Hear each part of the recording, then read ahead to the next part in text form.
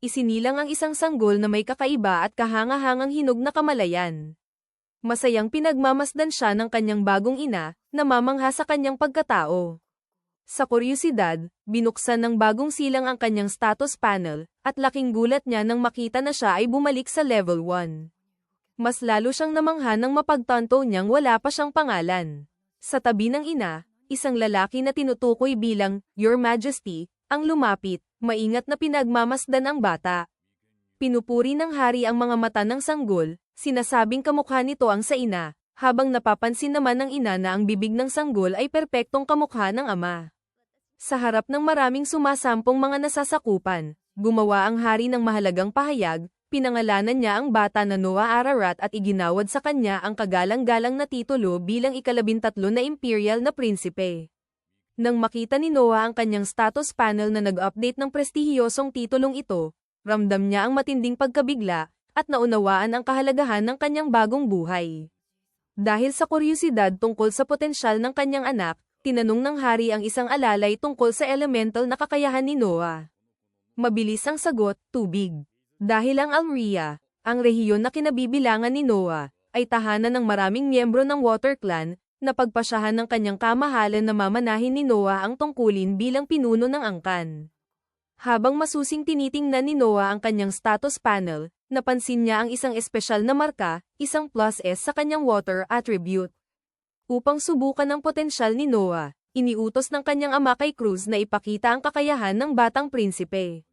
Nagsimula si Cruz sa isang maingat na enchantment na mabilis na nagpapalakas sa mga abilidad ni Noah sa tubig, agad na itinaas ang kanyang lakas sa SS rank. Sa pagkakita nito, namangha ang mga nakasaksi, ganap na nagising ang kapangyarihan ni Noah sa unang araw pa lamang ng kanyang buhay, isang bihirang pangyayari. Ang kahanga-hangang talento na ito ay nagpasaya sa mga nasasakupan, na lubos ng naantig sa kapanganakan ng anak ng hari. Isinilang si Noah Ararat sa imperyo ng Mills, isang kaharian sa matabang kapatagan na pinalilibutan ng mga mararangyang bundok, kilala bilang bansa ng mga mandirigma. Ang imperyong ito ay nasa gintong panahon, humihikayat ng kayamanan at mabilis na pag-unlad. Bilang ika-13 na biolohikal na anak ng naghaharing hari, minamahal si Noah hindi lamang dahil sa kanyang pambihirang kakayahan kundi pati na rin sa kanyang pagkatao. Lumipas ang 6 na taon, at napansin ni Noah ang isang kakaibang pagkakaiba sa kanyang status panel. Habang nakikita ng lahat ang kanyang water attribute bilang SS, siya lamang ang nakakakita nito bilang SES, isang pinagsama-samang bonus na ibinibigay ng kanyang mga alalay. Ang S ay nagmula sa kanyang posisyon bilang pinuno ng Almria, at ang karagdagang mga enhancement ay galing sa kanyang mga kasambahay. Habang siya ay lumalaki at nagkakaroon ng mas maraming tapat na alalay, napagtanto ni Noah na maaari niyang pataasin ang kanyang level ng walang hanggan, isang natatanging pribilehiyo ng kanyang reinkarnasyon. Kahit 6 na taong gulang pa lamang, kapansin-pansin ang kilos ni Noah. Hindi tulad ng karamihan sa mga bata sa kanyang edad na abala sa paglalaro at kalokohan, nananatili siyang kalmado, mahinahon, at kahanga-hangang hinog. Naglalabas siya ng natural na aura ng pamumuno, na higit pa sa marami pang matatandang maharlika. Sa kabila ng mga katangiang ito, limitado pa rin siya ng natural na kakayahan ng isang bata, napipigilan ng edad ngunit hindi ng talino o determinasyon. Isang araw, lumapit kay Noah si Evelyn, isang magandang kasambahay na inatasang tanggapin ang mga bisita. Ipinaalam niya na dumating na ang ika-2 at ika-4 na prinsipe para bumisita, at pinaalalahanan siyang kumain ng mahinahon upang maging handa sa kanilang pagdating. Alam ni Noah na kasama sa kanila ang Crown Prince, kaya ramdam niya ang bahagyang pressure, ngunit hindi siya natitinag, ipinanganak siya upang pasanin ang ganitong kalaking responsibilidad. Pagkatapos kumain, magalang na yumuko si Noah kina Albert Ararat, ang ika-2 prinsipe at Crown Prince, pati na rin kay Henry Ararat, ang ika-4 na prinsipe. Pinuri ng magkapatid ang perpektong pag-uugali ni Noah at sinabing posibleng maging isang kahanga-hangang punong ministro siya sa hinaharap. Pagkatapos, naghandog si Albert ng regalo para kay Noah. Pinapalo niya ang kanyang mga palad, senyales sa isang alalay na pumasok na may dalang mabigat at nakakatakot na kahon na naglalabas ng madilim at kahanga-hangang enerhiya. Halos mabigla ang alalay sa sobrang bigat nito at muntik nang mahulog. Nang buksan ang kahon, nabigla ang alalay sa isang nakakatakot na bisyon, Mga sigaw ng mga taong humihingi ng tulong, natatakot na sila ay kakainin. Sa loob ng bisyon, lumitaw ang isang espada, ang parehong espada na naroroon na ngayon sa silid. Nag-atubili si Noah, ramdam ang napakalakas na kapangyarihan ng sandata. Ipinilit ni Albert na kunin niya ito. Bagamat nag-aalangan, hindi pwede ng bata na tanggihan ang regalo mula sa Crown Prince. Nagpakatatag si Noah at hinawakan ng espada, na inihayag ni Albert bilang Leviathan, ang pinakamakapangyarihang water magic sword ng imperyo. Ipinaliwanag ni Albert na humigit kumulang 120 katao ang namatay sa pagtatangkang supulan ito, na nagdulot ng halo-halong paghanga at pangamba kay Noah. Gayunpaman, dahil sa kanyang SS rank na water attribute, ligtas niyang nagawang tiisin ang bigat at kapangyarihan ng espada. Bagamat bahagyang nagalit sa halos sadistikong pagsubok, nanatiling tahimik si Noah, batid ang panganib. Pinagmamasdan ni Henry ang pangyayari at nagtanong tungkol sa karunungan ng pagpapanatili ng isang napakapanganib na relikya sa isang bata. Tiniyak ni Albert na ang espada ay nararapat manatili sa isang karapat-dapat sa kapangyarihan nito, taglay ni Noah ang talento at potensyal upang magamit ito ng responsable. Noong gabing iyon, napansin ni Noah na tila may alalahanin si Zoe, isa sa kanyang mga kasambahay. Matapos ang paulit-ulit na pagtatanong, inihayag niya ang kanyang suliranin, isang kamakailang pagbaha ang winasak ang kanyang bayan, sinira ang mga pananim, at nag-iwan ng kanyang ina na walang trabaho. May ilang kamag-anak pa nga na nagmungkahi na magtrabaho siya sa isang bordelo upang matustusan ang pamilya. Nang marinig ito, agad na nakialam si Noah, at inalok ang ina ni Zoe ng trabaho sa mansyon na may sahod na 10 lins kada buwan, isang gawain na sobrang simple kaya siya ay namangha. Bukod dito, binigyan ni Noah si Zoe at ang kanyang ina ng isang ganap na kasangkapang bahay sa kanlurang bahagi ng lungsod. Lubos na nagpapasalamat, lumuhad si Zoe at umiyak habang nagpapasalamat. Napag-isipan ni Noah na kung magpapatuloy siyang magtrabaho sa bordelo, madudungisan ang kanyang titulo bilang ika-13 na prinsipe at inanunsyo niya na magsisilbi si Zoe bilang kanyang kasambahay habang buhay. Sunod, tinawag ni Noah ang kanyang butler na si Dylan, at inutusan siyang bumili ng maraming lupa hanggat maaari sa Dao, ang bayan ni Zoe na Binaha. Bagamat naguluhan si Dylan sa simula, ipinaliwanag ni Noah na gaya ng pagsagip nila sa tahanan ng pamilya ni Zoe, maaaring may ilang individual na subukang samantalahin ang mga pamilyang nahihirapan. Nagulat si Dylan sa talino at foresight ng bata at nagtanong tungkol sa pinagmulan ng pondo. Kinuwenta ni Noah na sakita mula sa buwis ng Almeria at mga congratulatory gifts mula sa emperador. Ang kabahayan ng ika-13 na Imperial Prince ay may humigit kumulang 500,000 lins, ngunit nangangailangan ng 700,000 lins ang proyekto sa Dao. Upang mapunan ang kakulangan, iniutos ni Noah ang pagbebenta ng lupa sa timog ng Imperial Capital.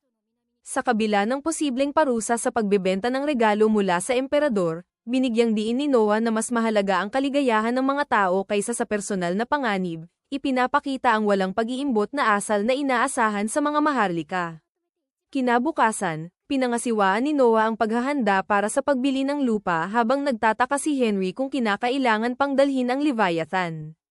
Ipinaliwanag ni Noah na bagamat nararamdaman niya ang kapangyarihan nito, hindi pa niya naitatag ang koneksyon sa espada, na ang kalooban nito ay kailangang tanggapin siya bilang Panginoon.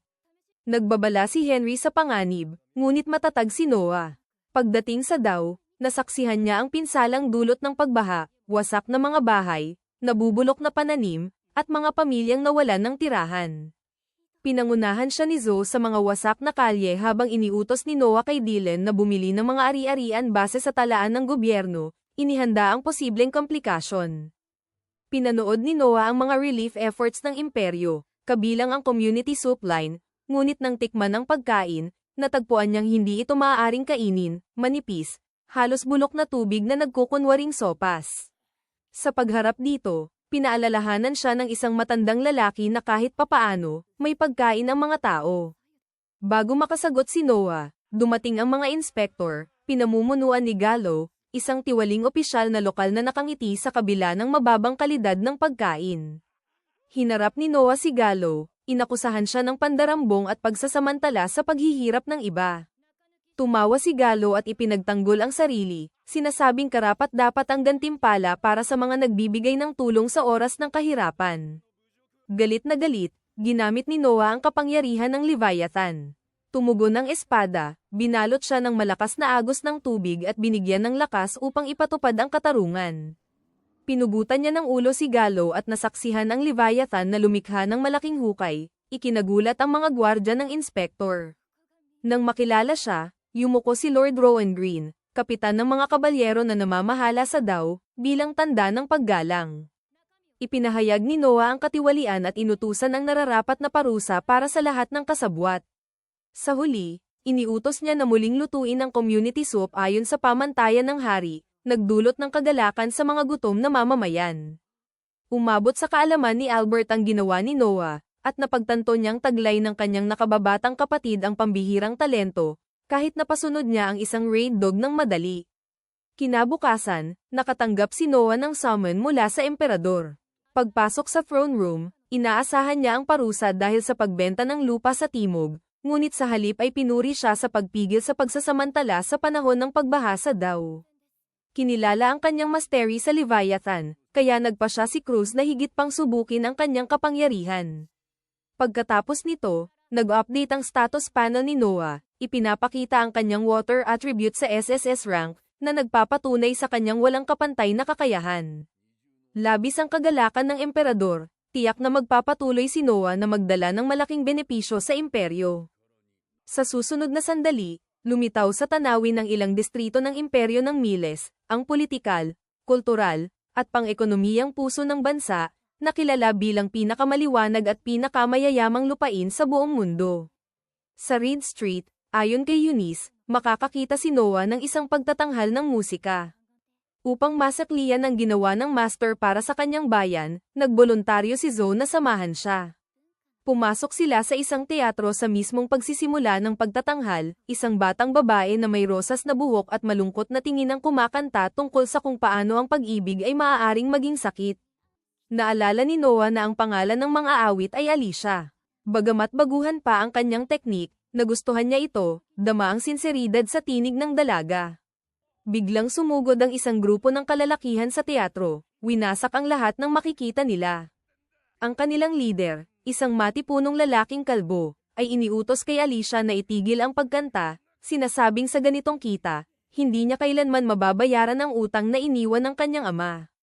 Ipinrotesta ng dalaga na ito lamang ang paraan upang mabayaran niya ang utang.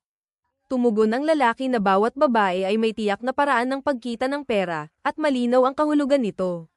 Sa gitna ng kaguluhan, matinong tumayo si Noah at binanggit ang isang artikulo ng Batas Imperial, na nagsasabing hindi maaaring pasanin ang mga bata sa utang ng kanilang magulang. Dagdag pa niya na ang pagpuwersa sa anak na babae at pag-curse sa kanya na ibenta ang kanyang katawan ay isang krimen.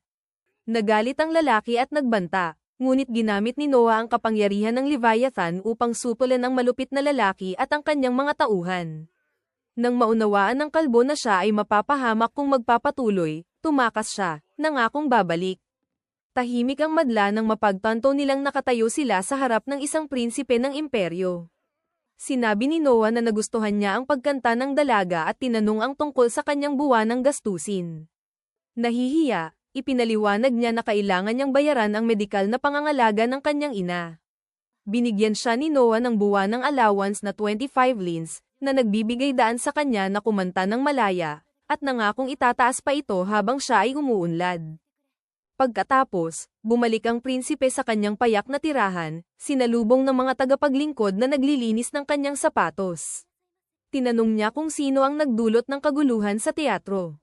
Ipinaliwanag ni Evelyn na sila ay kilalang iligal na nagpapautang sa lugar, classic na mga loan shark.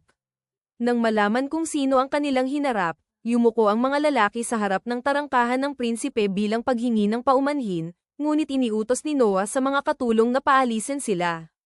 Pagkatapos ng lahat, ang mga kriminal, lalo na ang mga ito, ay hindi basta-basta maaaring makipag-usap sa isang prinsipe ng imperyo. Dumating si Henry sa pintuan, pinupuri ang tindig ng kanyang kapatid, at binanggit na ang madaling pagtanggap sa ganitong mga tao ay magpapababa sa dignidad ng imperial na pamilya at ng mga prinsipe nito. Sumasang-ayon si Noah na isa iyon sa dahilan, ngunit may isa pa siyang dahilan. Pinili niyang ipaliwanag ito ng pribado sa loob ng bahay. Pagkakaisa, Ikinwento ni Noah tungkol sa mga awit na kanyang sinusuportahan at na kailangan niyang maging matatag laban sa mga loan shark upang maunawaan nilang hindi nag-iisa si Alicia. Tinanong ni Henry kung maganda ang sampal na ibinigay sa kanya ng dalaga, at inamin ng batang prinsipe na nahihilo pa rin siya. Napansin ni Henry na hindi niya inasahan na ang isang bata sa kanyang edad ay makakamit ang antas na ito, lalo na kung ikukumpara kina Frank at Gary, na halos kapantay ni Noah ang edad ngunit malayo ang naabot. Partikular si Gary, nananatiling isang imaturong bata na hindi natututo ng tamang asal. Nang marinig ito, napag-isip-isip ni Noah na kahit magkapatid sila, magkaiba ang kanilang mga ina. Gayunpaman, si Henry at Gary, na iisang ina, ay tiyak na may kakaibang ugnayan. Upang baguhin ang usapan, napansin ni Henry na tila na master na ni Noah ang magic sword. Sumagot si Noah na ito ay dahil sa kanyang kapatid, na nagturo sa kanya na may sariling kalooban ang Leviathan. Gayunpaman, nagtaka si Henry kung paano nagdadala ang bata ng ganitong dambuhalang sandata na masyadong malaki para sa kanya. Tinawag ni Noah ang espada sa harap ng kanyang kapatid at ipinaliwanag na iniimbak niya ito sa anyong miniature sa loob ng kanyang manggas, isang teknik na itinuro mismo sa kanya ng espada.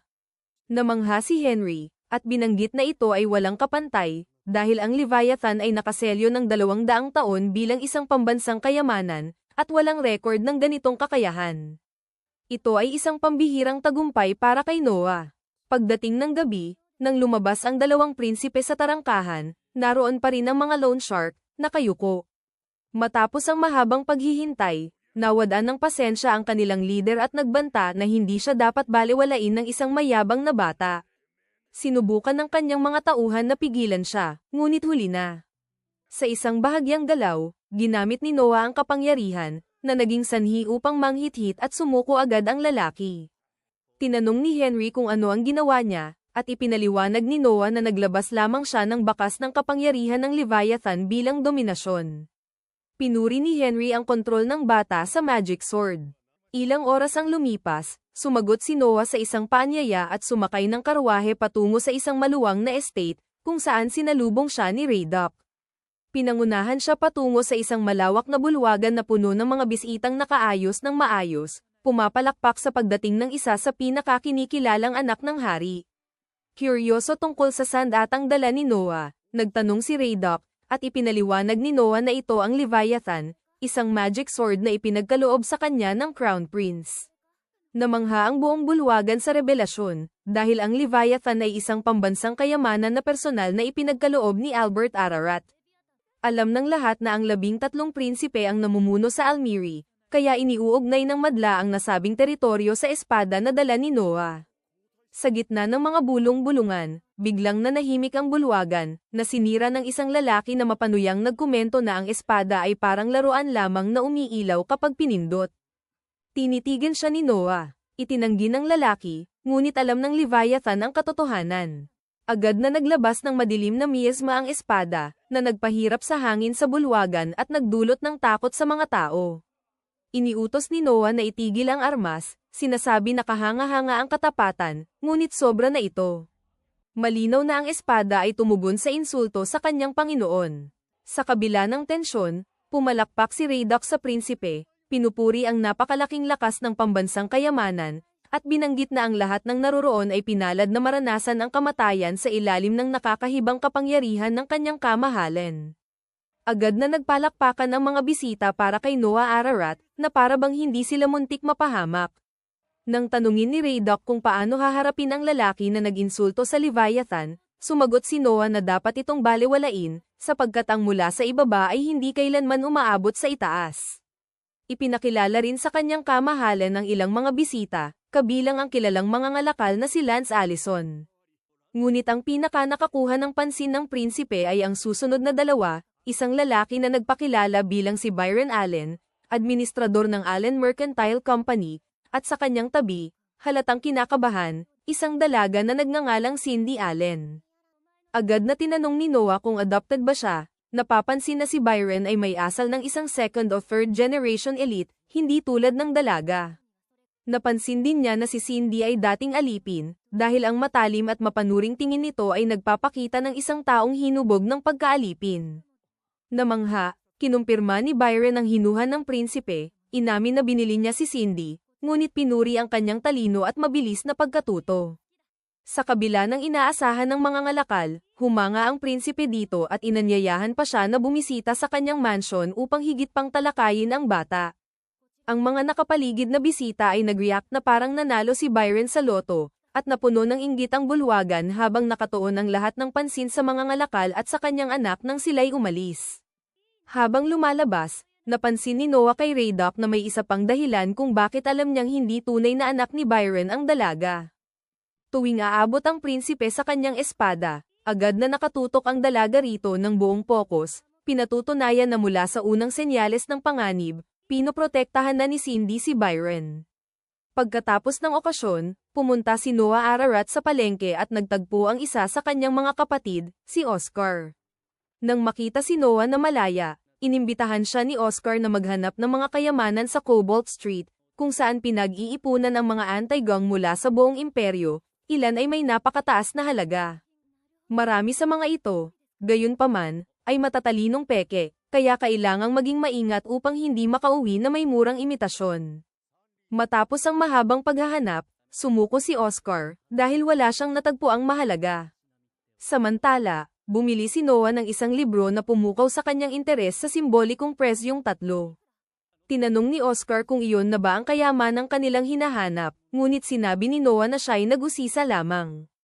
Nang mas malapitan niyang tingnan, napagtanto ni Oscar na ito ay isang spell grimoire ng maalamat na mangkukulam na si Andrea, na maaaring nagkakahalaga ng humigit kumulang 1,000 lins. Tinanong niya kung paano nalaman ni Noah, ngunit ang totoo, hindi niya talaga alam, naramdaman lamang niyang lumakas ang kanyang wind magic nang hawakan ito. Sa sandaling iyon, napansin ni Noah na nanginginig ang kanyang espada sa loob ng manggas. Hinugot niya ang Leviathan at itinuro ito sa grimoire. Alam niyang tanging mga bagay na may sariling kalooban lamang ang kayang palakasin ang kanyang kapangyarihan, at tila ganoon nga sa libro.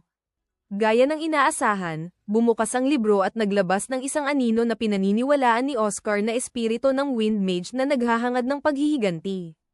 Nakakatakot ang anyo nito na maaaring magpatakbo ng sino man palayo, maliban kay Noah Ararat. Hawak ang kanyang magic sword, ginamit niya ang kapangyarihan ng tubig nito upang madaling mapalayas ang espiritu. Habang nanatiling nanginginig, tinanong ni Oscar tungkol sa posibleng pinsala sa lungsod mula sa mahikang iyon. Ipinaliwanag ni Noah na itinaas niya ito pataas, upang walang masaktan, isang mabilis at tumpak na desisyon na lalo pang humanga sa kanyang kapatid. Sa sandaling iyon, yumuko ang isang anti-gang mangangalakal na si Alan Barsley sa harap ng mga prinsipe. Matapos masaksihan ang kontrol ni Noah sa mga mahiwagang artifact, sinabi niya na may espesyal siyang kayamanan na ipapakita sa kanya. Sinundan siya ni Noah at Oscar patungo sa kanyang tindahan, kung saan ipinakita niya ang isang singsing na sinasabing magpapakita lamang ng tunay na kapangyarihan nito sa karapat-dapat na may-ari. Inamin ni Barsley na ipinakita na niya ito sa maraming tao, ngunit wala pa ring nangyari. Pinaghihinalaan ni Noah na maaaring peke o walang silbi ang singsing, ngunit ipinaliwanag ni Barsley na sinubukan niya pa itong itapon, ngunit palaging bumabalik ang singsing sa tindahan, na nagpatunay na may kakaiba itong taglay. Dahil naniniwala siyang may kaugnayan si Noah sa mga hindi mapapamahalaang artifact, hinikayat siya ni Oscar na isuot ito. Nang gawin ni Noah, nagsimulang kumislap ang singsing at, sa tinig na siya lamang ang nakakarinig, ipinahayag ang pambihirang antas nito bilang SSS at kinilala si Noah bilang tunay nitong may-ari. Isang kulay abo na anyo ang kumalat sa katawan ng bata, bumubuo ng armor na walang dagdag na stat, ngunit umiiral bilang isang natatanging entity na may di mabilang na posibleng gamit. Nasiyahan, sinabi ni Noah na ipapadala niya ang bayad kay Alan, ngunit iginiit ni Oscar na siya ang magbabayad at magbibigay ng singsing, naniniwala na may espesyal sa kanyang kapatid na kailangang alagaan. Pagkatapos umalis sa tindahan ni Allen, sinamahan ni Oscar si Noah pauwi. Nang bumaba ang bata mula sa karwahe, umatake ang malaking kalbong loan shark, na naghintay ng tamang pagkakataon upang magbayad ng utang. Agad na tumugon si Noah, ginamit ang kapangyarihan ng singsing upang bumuo ng isang kalasag mula sa kakaibang material, pinipigilan ang paparating na suntok ng espada. Agad namang sinunggaban ng isa sa mga tagapaglingkod ni Noah ang pagkakataon, tinamba ang umaatake, at ikinulong siya. Tinanong ni Oscar kung paano nagawa ni Noah iyon, at ipinaliwanag ni Noah na inugnay niya ang singsing sa Leviathan, na kusang tumugon sa mapanganib na intensyon. Muli, namangha si Oscar kung gaano kabilis na master ng bata ang artifact. Pagkaraan, bumalik si Noah Ararat sa teatro kung saan niya unang nakilala si Alicia, ngayong naayos na ang loan shark. Naniniwala siya na sa wakas ay makakahanap na ng kapayapaan ang mga awit, tiyak na hindi na siya muling istorbohin ng lalaki. Ngunit malayo ito sa katotohanan. Dalawang lasing, halos wala ng malay dahil sa alak, ang umakyat sa entablado at nagsimulang mag-away para sa dalaga, tinitingnan siya na parang waitress na dapat maglingkod ng inumin habang malinaw na may ibang hangarin. Nang halos magsuntukan na sila, naglagay si Noah ng mahiwagang kalasag sa pagitan nila, at nang tumama sila rito, may basag na buto sa bawat kamay ng bawat isa. Hinugot niya ang kanyang espada, pinilas ang kanilang mga damit, at pinilit silang tumakas sa teatro na suot lamang ang kanilang panloob. Nang makita ang pagiging magulo ng mga costumer, iniutos ni Noah sa may-ari na ipagbawal ang ganitong mga lasing na pumasok. Nagdadalamhati ang may-ari, na sinasabi na halos sila ang buong madla na nagpapanatiling buhay sa lugar. Nang marinig ito, nagpa siya ang prinsipe na bilhin ang buong establishmento sa halagang 1,000 lins, isang halaga na labis na nagpabigat sa may-ari. Nagpasalamat si Alicia sa lahat ng ginawa niya at nagtanong kung paano niya maipapakita ang kanyang utang na loob. Sumagot si Noah na isang bagay lamang ang kanyang inaasahan, nakakantahin niya ng buong dedikasyon, upang isang araw, maging ang emperador mismo ay hanggang marinig ang kanyang tinig. Nagsimula na ang batang mga awit sa isang kanta na labis na tumimo sa damdamin ng madla.